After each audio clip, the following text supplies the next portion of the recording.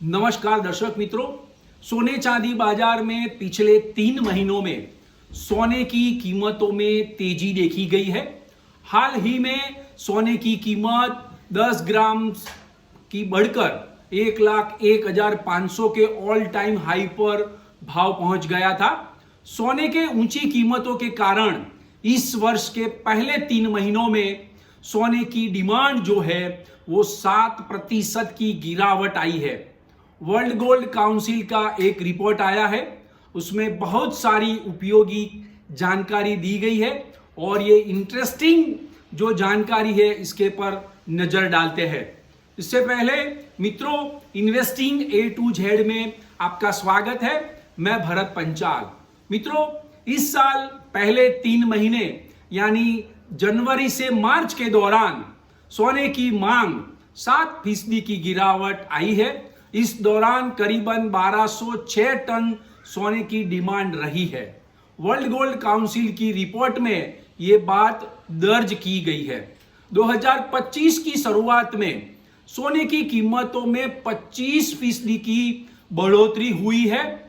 भारत में Indian currency में 10 ग्राम की कीमत 1 लाख के ऊपर चली गई थी। इसका लोगों की खरीद शक्ति पर सीधा असर पड़ा है। हालांकि सोने की ऑल टाइम हाई भाव के कारण सोने के चांदी के बाजार में आभूषणों यानी ज्वेलरी की डिमांड बहुत कम रही है। अक्षय तृतीया के पावन अवसर पर सोने की मांग बहुत कम रही है। लोगों ने 1 या 2 ग्राम या 5 ग्राम सोना खरीदकर शुभ घड़ी का स्वागत किया है।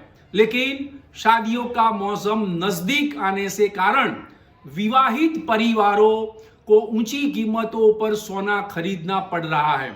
हालांकि सोने की मात्रा कम हो गई है। इसका मतलब यह है कि अगर शादी वाले घर में 5 तोला सोना खरीदना है तो वो लोग जाकर 4 तोला ही सोना खरीदकर संतुष्टि मान रहे हैं। सोना खरीदना अब गरीब वर्ग के लिए सपना बन गया है। दूसरी ओर सोना खरीदने को मजबूर लोग अब 22 कैरेट के आभूषणों की जगह 18 कैरेट के आभूषण खरीद रहे हैं। ये भी एक सत्य है। वर्ल्ड गोल्ड काउंसिल की जो रिपोर्ट आई है उसके ऊपर नजर डालते हैं और बहुत ही इंटरेस्टिंग जानकारी है। निवेश के रूप में सोने की मांग बढ़ गई है। हाल ही में अमेरिकी राष्ट्रपति डोनाल्ड ट्रंप ने दुनिया के 75 देशों में 75 देशों पर टैरिफ लगा दिया था, जिसके बाद दुनिया के देशों में आर्थिक अनिश्चितता का माहौल बन गया था, जिसके कारण एक सुरक्षित निवेश के रूप में काम कर रहा है। इसका सीधा परिणाम यह हुआ है कि सोने के बिस्कुट और सिक्कों की मांग बढ़ गई है। वर्ल्ड गोल्ड काउंसिल की रिपोर्ट के अनुसार 2025 के पहले 3 महीनों में सोने के आभूषणों की मांग में पिछले साल की समान अवधि की तुलना में 31% की गिरावट आई है। यह 2020 के बाद सबसे कम मांग रही है। साथ ही सोने के आभूषणों के उत्पादनों में भी तिमाही आधार पर देखा जाए तो 17% की गिरावट देखी गई है। कुल सोने की मांग, कुल गोल्ड की डिमांड वर्ष दर वर्ष 1% बढ़कर 1206 टन हुई है। यानी टोटल डिमांड है वो 1% बढ़ी है। और यदि हम तिमाही आधार पर मांग देखा जाए तो 7% कम हुई है, जो 2000 साल के बाद पहली तिमाही से सबसे अधिक है। मित्रों, गोल्ड ईटीएफ में निवेश में तेज वृद्धि हुई है। साथ ही सोने के बार यानी चौरसा जो होता है वो सोने के बार और सिक्कों की खरीद में वृद्धि हुई है। वैश्विक गोल्ड ईटीएफ में निवेश पहली तिमाही में काफी बढ़ गया है। 226 टन की मांग 3 वर्षों में सबसे अधिक रही है। पहली तिमाही में गोल्ड ईटीएफ निवेश में 1114% की वृद्धि देखी गई है। 1114% की वृद्धि देखी गई है। दुनिया भर के निवेशकों ने trade war, geopolitical tension, share बाजार की उथल पथल की आशंकाओं के से बचने के लिए सोने का ईटीएफ खरीदा है।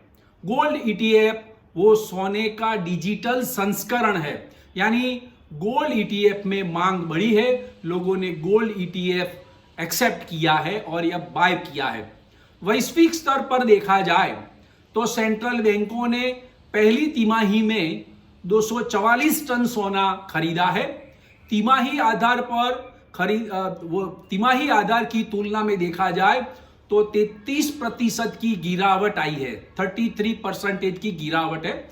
और वार्षिक आधार पर देखा जाए तो उसमें 21% की गिरावट आई है।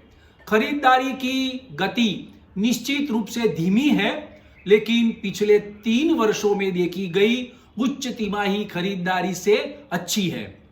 सोने के बार और सिक्कों में 325 टन के उच्च स्तर पर रहा है। यदि हम उसकी तुलना वार्षिक आधार पर करें तो 3% अधिक है, यानी सोने के बार और सिक्कों में निवेश 3% बढ़ा है। सोने की ऊंची कीमतों के बावजूद भी निवेशकों ने सोने के सिक्के और सोने के बार को आकर्षित किया है। सोने के आभूषणों की खपत देखिए तो सोने के आभूषणों की खपत वार्षिक आधार पर 21% की कमी आई है, क्योंकि रिकॉर्ड ऊंची कीमतों का खरीद शक्ति पर नकारात्मक प्रभाव पड़ा है, जबकि लगभग हर बाजार में प्रति टन मांग कम रही है। मूल्य के आधार पर देखा जाए तो चीन को छोड़कर हर देश में बढ़ी है। सोने की खदानों का जो उत्पादन है पहली तिमाही में 856 टन के रिकॉर्ड स्तर पर पहुंच गया है, जो पिछली तिमाही की तुलना में 11% की गिरावट दर्शाता है। कुल सोने की आपूर्ति दर वर्ष की 1% बढ़ी है, वार्षिक तुलना में 1% बढ़ी है। उपभोक्ताओं को उच्च कीमतों की उम्मीद थी, जिसके कारण रिसाइकलिंग 1% की गिरावट आई है। मित्रों, वर्ल्ड गोल्ड काउंसिल ने एक आउटलुक भी जारी किया है, तो उसके मुताबिक अगले वित्त वर्ष 2025 का अभी स्टार्ट हो चुका है। 2025 के साल में आर्थिक अनिश्चितता और आर्थिक अस्थिरता का माहौल रहने वाला है। मध्यम अवधि में मंदी भी रहने वाली है और जियोपॉलिटिकल टेंशन के जोखिम के बीच सोने में निवेश जारी रहेगा, यानी गोल्ड बार, सिक्का, गोल्ड ईटीएफ में निवेश बढ़ेगा। ऊंची कीमतों और धीमी वृद्धि के कारण सोने के आभूषणों की मांग में गिरावट आएगी। उसके अलावा वैश्विक सेंट्रल बैंक अपनी खरीद को पिछले 3 वर्षों के आसपास ही बनाए रखेंगे। 2024 में खदान आपूर्ति रिकॉर्ड स्तर के करीब रहेगी। ऊंची कीमतों के कारण रिसाइकलिंग बढ़ सकती है। तो मित्रों, वर्ल्ड गोल्ड काउंसिल का ये रिपोर्ट सारी इंटरेस्टिंग जानकारियां मैंने आपको दी है। तो मित्रों, ये जानकारी आपको पसंद आई है तो ये वीडियो को लाइक्स करिएगा, शेयर करिएगा, कमेंट्स करिएगा और सब्सक्राइब करिएगा। Thank you very much.